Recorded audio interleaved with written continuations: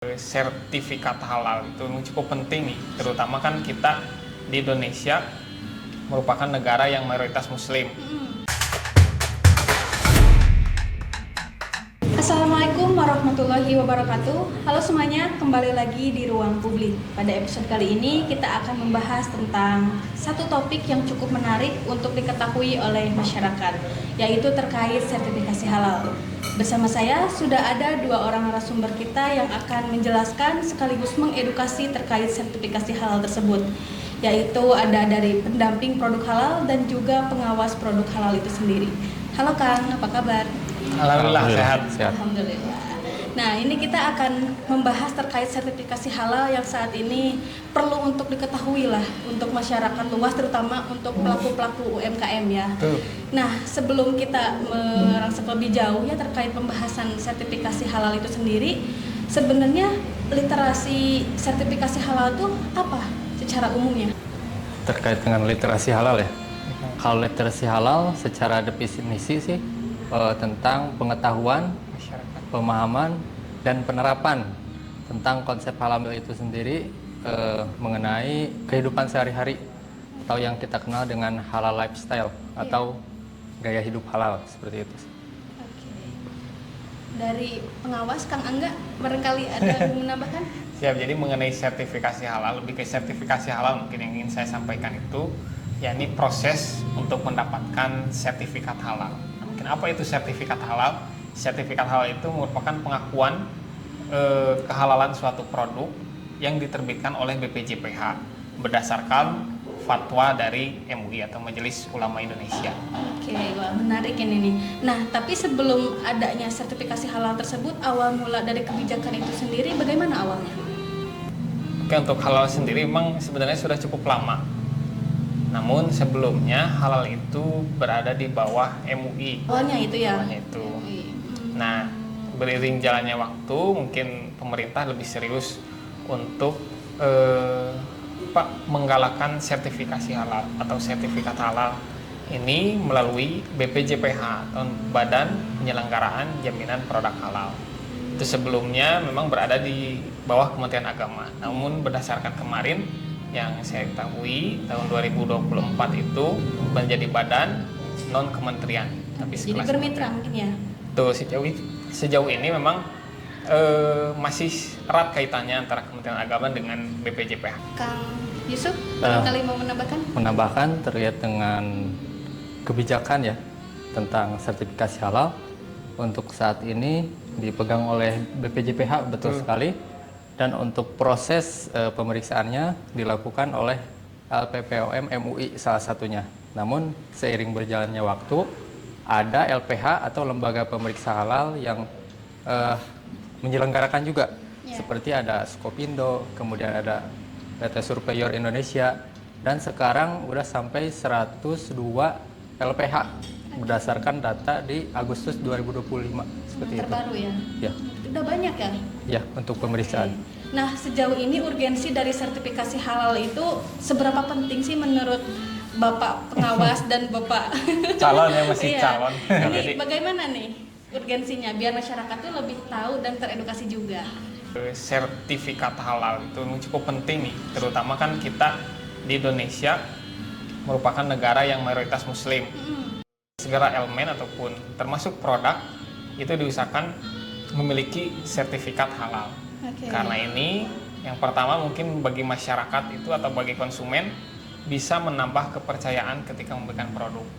Jadi percaya ketika udah ada label halal atau sertifikat halal, masyarakat atau konsumen itu percaya bahwasanya ini sudah halal.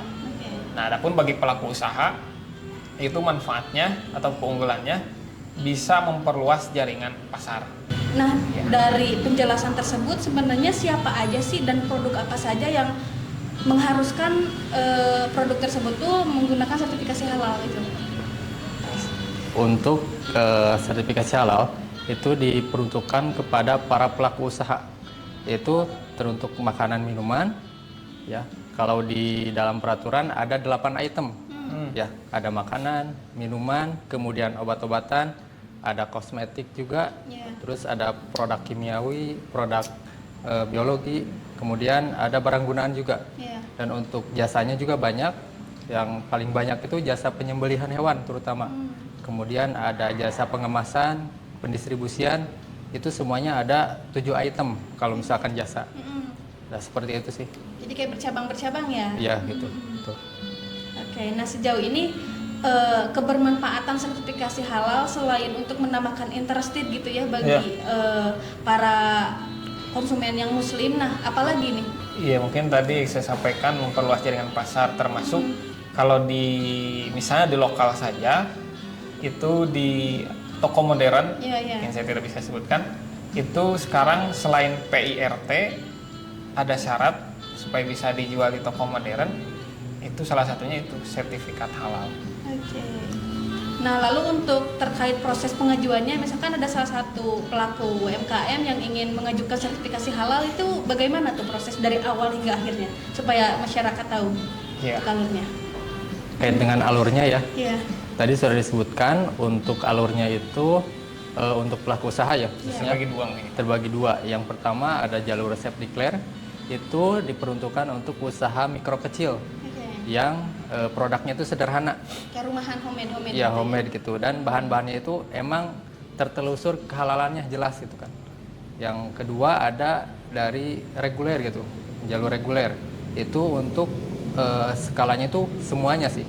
Karena untuk mikro kecil juga bisa masuk reguler karena produknya atau bahannya itu emang kompleks seperti bahan bakunya itu dari ayam, karena penyembelihannya seperti apa, di mana dan gimana prosesnya gitu kan, sesuai syariat Islam atau tidak, seperti itu. Jadi secara garis besar ada dua. Untuk jalur safety clear itu bisa daftar melalui pendamping yang akan memverifikasi secara langsung ke lapangan apakah yang Bapak Ibu pelaku usaha itu daftarkan itu sesuai dengan yang di lapangan atau tidak, seperti itu. Nanti akan dikirim melalui web si halal namanya tuh. Nanti tunggu aja sampai ada sidang fatwa dan terbit sertifikatnya. Itu lebih sederhana kalau yang self declare. Nah, untuk yang reguler itu lebih kompleks sebenarnya, dan untuk biayanya juga cukup lumayan karena tidak cukup memverifikasi melalui pendamping. Tapi harus melalui LPH yang tadi sudah disebutkan banyak ya, ada 102 LPH kalau di Indonesia.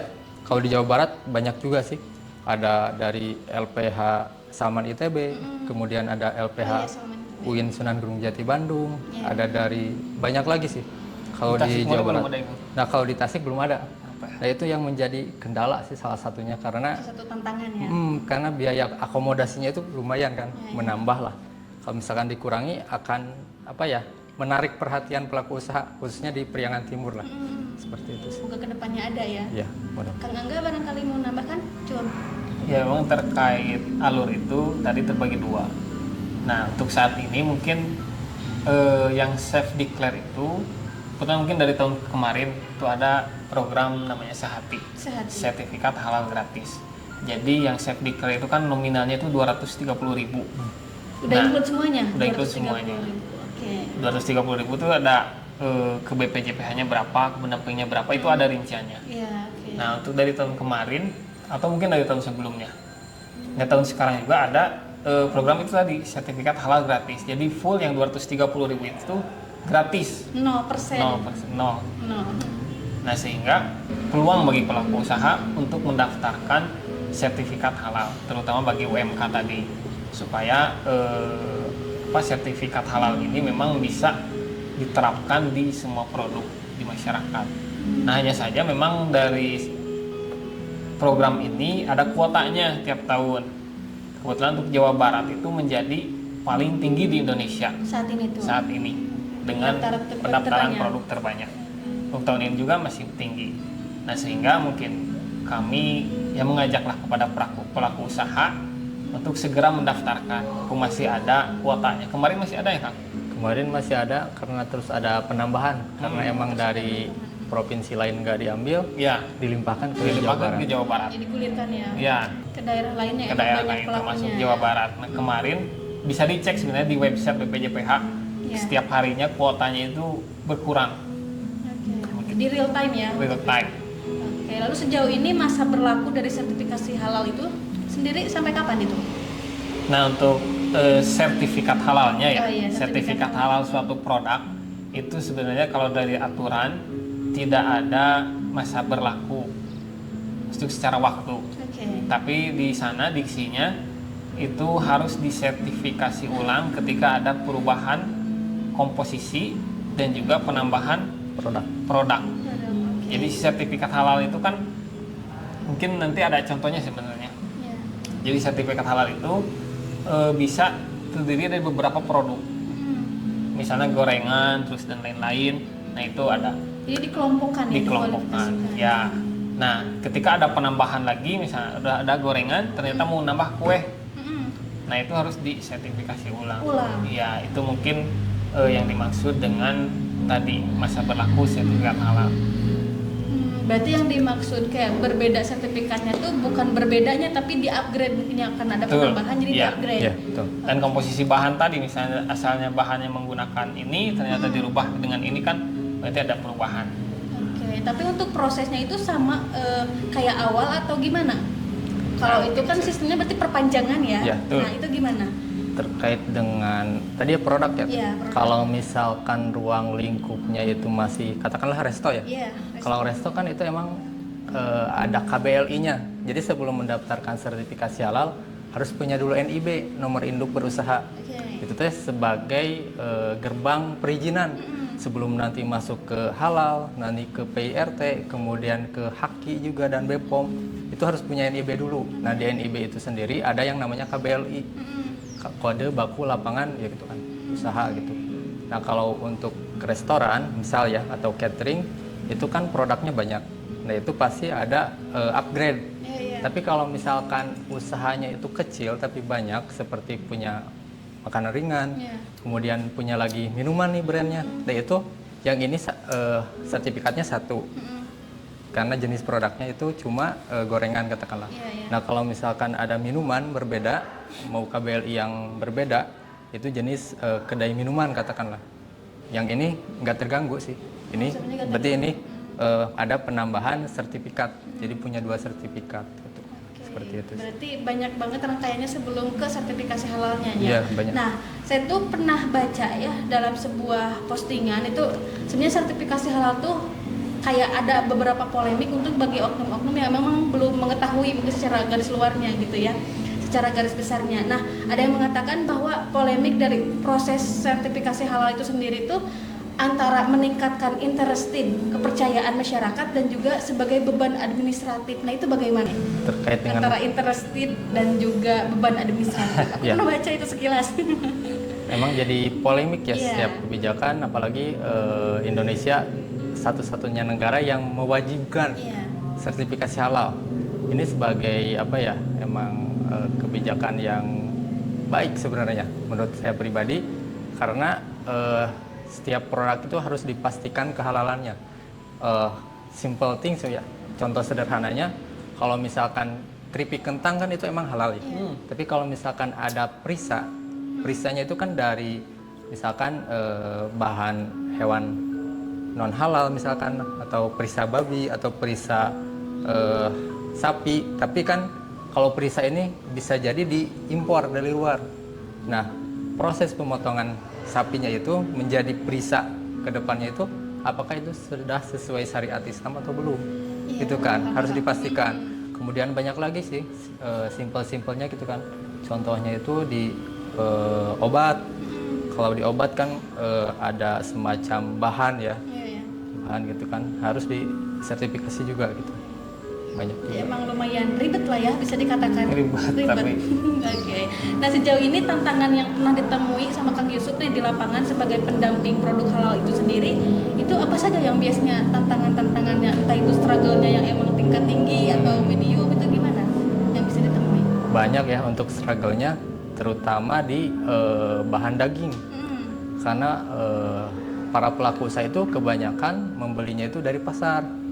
Nah, untuk pemotongannya itu belum tertelusur. Dari mana nih asalnya harus ditelusur. Kadang-kadang ada bukan dari RPH atau RPU namanya, rumah potong hewan atau rumah potong unggas yang belum tersertifikasi halal gitu. Sehingga ini menjadi apa ya, susah untuk disertifikasi kalau misalkan bahan dagingnya itu belum tentu kehalalannya dari RPH atau RPU yang sudah tersertifikasi halal. Sudah ada sih beberapa ya kalau di Tasik gitu kan. Ada daftarnya, ada RPU atau RPH yang udah halal. Itu terutama daging ya. Kemudian dari apa ya, bahan-bahan yang lainnya. Kalau kaitkan dengan catering misalkan. Kalau catering kan bahannya ada dari produk lokal juga. Dari rumahan. Nah, itu rumahannya belum disertifikasi halal. Nah, otomatis si catering ini menunggu si bahan ini untuk disertifikasi dulu. Jadi ada efek domino terlebih dahulu. Kalau misalkan ada yang mau sertifikasi halal, maka bahan atau produk yang digunakan si pelaku usaha ini harus halal ke semuanya gitu. Itu yang agak susah sih, mencari bahan-bahan yang halal gitu kan. Seperti itu. Tapi pernah ditemukan nggak, misalkan ada yang udah katanya halal tapi ternyata belum bersertifikat, nah itu gimana? Pernah nggak ditemukan sejauh ini? Terkait pelaku usaha yang memang sebenarnya mudah ya, cuma menempelkan logo halal bisa sebenarnya. Tapi di balik itu kan harus ada proses yang harus ditempuh. Dan memang secara regulasi itu tidak semua produk harus bersertifikat halal. Maksudnya di sini ketika produk yang sudah jelas tidak halal, misalnya tadi mohon maaf B2 terus dan lain-lain, itu tidak perlu ada sertifikat halal, tetapi harus mencantumkan logo non halal atau tulisan bahwasanya tidak halal. Terus ada produk lain seperti di pasar kan banyak yang jualan sayur dan lain-lain. Sayur itu ketika memang segar dan tidak ada olahan, itu tidak perlu disertifikasi halal. Kecuali sayur itu melalui olahan dan lain-lain. Kalau cuma hasil dari metik, itu mah tidak apa-apa, langsung saja. Itu maksudnya kepada produk yang tidak wajib bersertifikat halal ya, Kang? Ya, ada peraturannya. Kalau tidak salah ini ada peraturan KMA 1360 itu barang-barang atau produk-produk yang emang dikecualikan bersertifikasi halal. Jadi nggak semuanya wajib bersertifikasi halal. Contohnya tadi udah disebutkan oleh Kang Angga tentang buah atau sayuran yang segar tanpa pengolahan, kemudian ada telur segar juga gitu kan. Takutnya nanti telurnya itu disertifikasi enggak kalau misalkan segar ya. Kecuali ada penambahan seperti telur asin, pindang misalnya. telur ya, telur asin. Telur asin Nah, itu ada. Seperti itu sih. Nah, terkait logo halal sendiri kan ini tuh berubah ya sekarang. Yang dulunya warna hijau sekarang tuh menjadi ungu. Nah, di balik warnanya, di balik pengubahannya itu bagaimana itu awalnya? Awalnya dari MUI ya, halal, sudah disebutkan tadi oleh Kang Angga karena sejarahnya itu. Halal MUI yang warna hijau putih ya. Kalau sekarang kan berubah menjadi ungu ataupun putih bisa. Itu ada namanya itu logo primer yang emang ungu ya, ungu, dan ada yang logo primer itu warna putih atau bisa menyesuaikan dengan warna-warna kemasan. Karena kalau misalkan kemasannya ungu, misalkan sertifikasi halalnya ungu agak kelihatan gitu kan. Ada keringanan lah, itu ada peraturannya tersendiri. Bisa di-download kalau misalkan udah dapat sertifikasi halal di web halalnya juga gitu. Ada. Nah, ketika konsumen ingin memastikan si label ini benar atau cuma label tempelan, itu bisa. Oh, itu bisa dibedain juga. Oke. Jadi di bawah logo halal yang ungu itu ada nomor ID namanya. Itu ID sertifikat halal gitu. Nah, itu mungkin konsumen atau masyarakat bisa mengecek ID itu, tinggal dituliskan saja di website BPJPH, diklik, ketika sudah dimasukkan di input, nanti muncul nama produk, apakah ada atau tidak valid. Nah, kalaupun tidak muncul, nah berarti perlu dipertanyakan itu terkait nomor, label dan lain-lainnya. Soalnya bisa dicek sih Bisa searching aja nanti di Google, cek halal gitu kan. halal. Nanti tuh ada 3 kolom di sana. Pertama nama produk, yang kedua produsennya siapa, kemudian yang ketiga ID halalnya tadi disebutkan. Ya, kalau misalkan nggak ada ID halalnya, ya kita cari produsennya, mereknya katakanlah seperti itu. Nanti kelihatan juga di sana. Gitu sih. Tapi kan jauh ini banyak yang nempel-nempel, asal nempel produk halal itu gitu ya, di logo halalnya itu. Nah, itu apakah tidak ada penjaringan dari pihak yang bersangkutan atau bagaimana sejauh ini? Saya penasaran. Sejauh ini memang kalau khususnya tugas saya mungkin kebetulan kan masih masa percobaan atau masih mencari tahu bagaimana sertifikasi halal. Nah, untuk pengawasan terhadap itu sejauh ini mungkin tindakan secara berupa pelanggaran dan lain-lain itu masih belum. Kalau di Kabupaten Tasikmalaya sejauh ini pengawasannya berupa sosialisasi kepada masyarakat, Mengedukasi ya, dulu, mengedukasi. Adapun ketika ada temuan, mungkin itu bisa menjadi laporan kami di Kabupaten Tasikmalaya, melaporkan ke Kanwil ataupun ke BPJPH langsung di pusat. Nah, tindakannya bisa berupa pencabutan nomor ataupun ya pencabutan logo halal, sertifikat halal, ataupun bahkan bisa sampai ke larangan beredar suatu produk tersebut. Siap. Nah, sejauh ini kan karena Kang Angga ini berada dalam naungan Kemenag Kabupaten Tasikmalaya, sejauh ini dukungan pihak Bupati ya, Bapak Cecep itu gimana terkait UMKM yang sudah bersertifikasi halal? Ya, untuk dukungan pemerintah daerah, kami memang sudah beberapa kali kolaborasi lah dengan pemerintah daerah, dengan dinas terkait, baik itu dengan dinas Disperindag ya, Disperindag, terus dengan dinas perizinan terkait NIB, kan halal itu harus ada NIB. NIB itu adanya di dinas perizinan.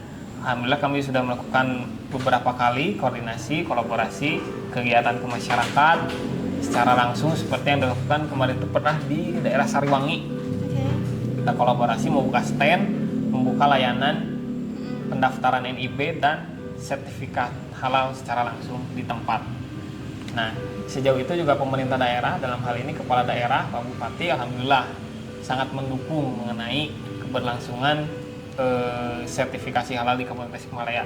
Contohnya saja kemarin itu Hari Santri ya, Hari Santri ada momen di mana penyerahan sertifikat halal kepada pelaku usaha. Itu langsung diberikan oleh Pak Bupati, diserahkan kepada pelaku usaha. Dan mungkin dari sana menandakan bahwa pemerintah daerah ini siap mendukung gitu dengan kebijakan mengenai sertifikasi halal di Kabupaten Tasikmalaya. Jadi sejauh ini satu tujuan ya, mendukung. Satu tujuan, walaupun memang secara langsung belum melakukan komunikasi dengan pimpinan daerah, tapi melalui dinas-dinas terkait, termasuk sekarang kan dengan Diskominfo, di Subkominfo, ya alhamdulillah bisa menyampaikan kepada masyarakat mengenai urgensi atau pentingnya sertifikat halal. Gitu. Siap. Nah, kan sekarang ini pemerintah sedang menggencarkan terkait program makanan bergizi gratis ya. Nah, sejauh ini dari pihak pengawas dan pendamping produk halal itu sendiri bagaimana dalam mengawasi kehalalan dari makanan-makanan yang diolah untuk ke anak-anak itu bagaimana? Dari saya dulu ya. Boleh. Mengenai program pemerintah dalam ini mungkin khususnya program presiden ya baru ya, Bapak Prabowo ini luar biasa ya, di masyarakat sangat nyata gitu, maksudnya hadir sampai ke Kabupaten Tasikmalaya tingkat kecamatan, bahkan sudah ada MBG tersebut. Nah, sehingga adanya kan MBG itu berisi mengenai produk atau olahan makanan. Nah, mungkin hasil koordinasi ataupun dari BPJPH dengan BGN atau Badan Gizi Nasional itu ada kerjasama bulan lalu ya, bulan Agustus September. Itu kerjasama terkait sertifikasi halal khusus MBG. Memang secara dihususkan ya, aja. Karena ini jumlahnya banyak dan besar MBG ini, sehingga perlu ada perhatian khusus mungkin dari BPJPH. Pak kemarin masih dalam penahapan juknis mengenai sertifikasi halal MBG ini seperti apa, kan penyelia harus dari internal dan lain-lain. Nah, adapun opsi lain itu MBG melakukan sertifikasi mandiri melalui penyelia yang ada di daerah tersebut, termasuk mungkin Kang Ucup ini ya yang sudah melakukan sertifikasi halal MBG, itu seperti apa mungkin Kang? Bagaimana Kang? Untuk sertifikasi halal MBG ya, kan tadi harus ada penyelia. Nah itu kalau reguler itu wajib ada penyelia. Kalau misalkan nggak ada penyelia itu nggak bisa. Nah, biasanya. Sebelum lanjut, penyelia itu apa kan? Kayak penyelia. Jadi penyelia itu orang yang bertanggung jawab terhadap proses produk halal. Jadi istilahnya itu menginstruksikan ataupun mengkoordinasikan mengenai proses produk halal ini tidak bukan tercoreng ya, istilahnya itu tidak terkontaminasi lah dengan bahan-bahan non halal ataupun barang najis ya, seperti itu. nanti harus ada penyelia. Itu jadi penyelia itu kayak semacam penjaga gawang lah kalau misalkan di sepak bola itu yang mengawasi di internal. Berarti itu tuh hitungannya kalau MBG itu per dapur atau gimana? Soalnya kalau per dapur kebayang di kabupaten aja ada berapa dapur untuk ini gitu. Itu gimana? Per dapur? Itu per dapur, ya. Per dapur semuanya. Jadi kalau misalkan naungannya satu yayasan, itu bisa 2 dapur sebenarnya dengan penyelia itu sendiri ya. Sehingga nanti bisa diajukan melalui web si halal, tetap mau self declare mau reguler itu melalui si halal. Tapi yang dibedakannya itu tadi, kalau misalkan self declare melalui pendamping, kalau misalkan reguler itu melalui penyelia, itu kan penyelia yang nanti akan dibuatkan SJPH namanya itu, Sistem Jaminan Produk Halal, atau secara sederhananya itu SOP halal lah, SOP halal. Jadi kalau misalkan nanti daftar bahannya harus bersertifikasi halal, proses produk halalnya itu harus sesuai SOP gitu kan. Nanti dibantu oleh penyelia tersendiri gitu. Nah sejauh ini terkait program Sehati ya itu yang tadi dibahas itu, nah sejauh ini antusiasme para pelaku usaha di Kabupaten Tasikmalaya khususnya itu bagaimana sejauh ini? Baik, berdasarkan mungkin tinjauan kami mungkin dari Kementerian Agama Kabupaten Tasikmalaya, ini untuk Kabupaten Tasikmalaya kalau berdasarkan data ya cukup tinggi antusiasme masyarakat pelaku usaha. Hanya saja literasi ataupun pemahaman masyarakat memang masih perlu ditingkatkan. Seperti halnya mungkin kalau pelaku usaha ya mau tidak mau setidaknya lah tahu lah oh halal seperti ini. Tapi kan untuk masyarakat umum ataupun konsumen kan belum semuanya tahu. Nah sehingga mungkin dalam pembahasan kali ini itu meningkatkan pengetahuan masyarakat, salah satunya itu membangun kesadaran masyarakat namanya konsumen. Nah untuk antusiasme masyarakat bagi pelaku usaha itu cukup tinggi. Bahkan nanti mungkin bisa saya tampilkan mengenai data yang daftar sertifikat halal dari Kabupaten Tasikmalaya itu berapa ribu dari sekian banyak juga pelaku usaha. Karena dengan wilayahnya yang sangat luas, Kabupaten Tasikmalaya ini 39 kecamatan. Kebayang nih pendampingnya harus berapa ratus orang mungkin untuk bisa memaksimalkan produknya mendapat sertifikat halal.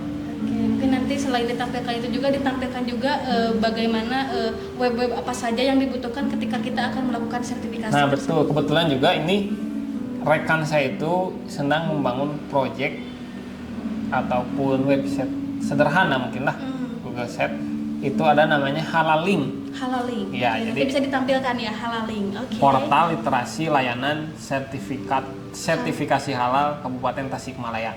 Jadi ini bisa dibuka melalui handphone ataupun laptop. Isinya apa aja? Isinya itu mengenai layanan konsultasi pelaku usaha dengan pendamping. Itu bisa, misalnya dari Cikalong itu tidak perlu jauh ke Singaparna. Di Cikalong saja sudah ada pendamping halal. Tinggal klik aja. Tinggal klik aja di sini nanti. Terus mengenai daftar produk apa saja yang sudah tersertifikat halal mungkin bisa dicek nanti. Alur dan lain-lain. Ya, sejauh ini cukup lengkap. Bahkan ada testimoni ketika sudah mendapatkan sertifikat halal itu penjualan dari pelaku usaha bagaimana. Omsetnya langsung naik. Ya. Ini mungkin saya sampaikan di layar Halaling ataupun di link nanti ya, di link di bawah.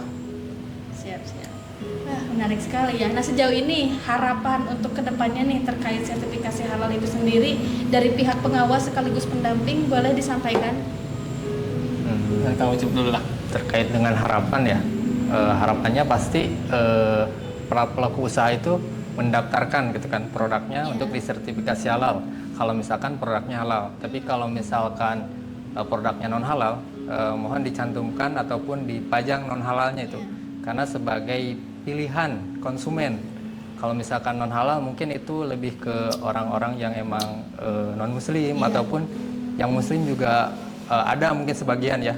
Kalau misalkan ada gitu kan, tapi itu sebagai transparansi lah para pelaku usaha, karena kalau misalkan diklaim secara mandiri tanpa diajukan itu hanya bersifat dugaan.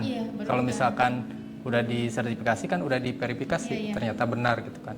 Seperti itu sih harapannya supaya banyak orang ataupun pelaku usaha yang ingin mendaftarkan sertifikasi halal. Karena kita tahu di Indonesia sendiri kan mayoritas muslim ya, 87% itu mayoritas muslim. Nah, apa kita itu tidak ingin gitu kan menjangkau pasar tersebut yang sangat besar gitu kan. Harapannya seperti itu sih. Dari Kang Angga? Siap. Mengenai harapan untuk Kabupaten Tasikmalaya khususnya, itu tentunya masyarakat semakin sadar lah pentingnya produk bersertifikat halal. Nah, dalam hal ini juga para pelaku usaha juga harus mendaftarkan produknya agar memiliki sertifikat halal. Itu bisa melalui kami di kantor Kementerian Agama juga ada pendamping. Itu ada beberapa orang yang tugasnya juga mendampingi. Itu nanti bisa kami nanti arahkan ke sana, ataupun melalui sosial media. Sosial media juga ada di kami itu halal.tasikmalaya. Ataupun kalaupun jauh misalnya tadi dari Cikalong atau dari Pagar Ageng, Kadipaten, bisa melalui DM dulu sosial media, nanti saya sambungkan dengan pendamping terdekat. Sejauh ini memang alhamdulillah datanya sudah ada pendamping yang ada di Kabupaten Tasikmalaya, walaupun belum semuanya terdata, tapi itu bisa menjadi jembatan. Kami bisa jadi jembatan ketika pelaku usaha ingin mendaftarkan sertifikat halalnya, itu bisa kami sambungkan. Jadi supaya langsung dengan pendamping, karena kalau saya secara pribadi memang tidak diperbolehkan menjadi pendamping gitu, karena kan secara tusi menjadi pengawas, tapi saya siap membantu itu masyarakat yang ingin memiliki sertifikat halal. Insyaallah layanannya cepat ya. Layanan cepat. Oke, semoga dengan adanya episode kali ini bisa membuka wawasan dan mengedukasi masyarakat, khususnya para pelaku UMKM untuk sadar akan proses sertifikasi halal itu sendiri ya Kang. Betul. Mungkin itu saja pada episode kali ini. Terima kasih Kang Angga dan Kang